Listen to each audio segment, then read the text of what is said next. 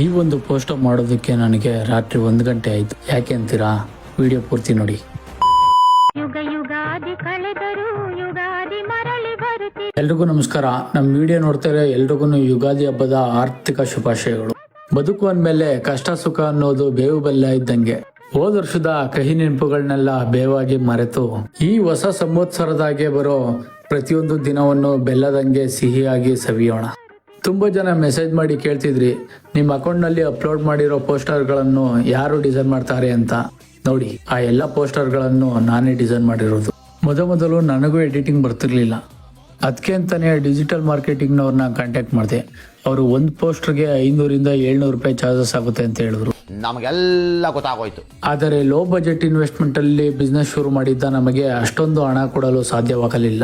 ಹಾಗಾಗಿ ನಾನೇ Canva website ಮೂಲಕ ಪೋಸ್ಟರ್ ಡಿಸೈನ್ ಮಾಡಲು ಕಲಿಯಲು ಶುರು ಮಾಡಿದೆ. ಇದೇ ನೋಡಿ ನಾನು ಮಾಡಿದ ಮೊದಲ ಪೋಸ್ಟರ್.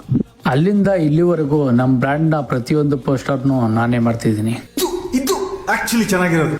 ಈ ಬಾರಿಯ ಯುಗಾದಿ ಹಬ್ಬದ ಪೋಸ್ಟರ್ ನ ರೆಡಿ ಮಾಡಿ ವಿಡಿಯೋ ಎಡಿಟಿಂಗ್ ಮಾಡುವಷ್ಟರಲ್ಲಿ ಮಧ್ಯರಾತ್ರಿ 1:30 ಆಗಿತ್ತು.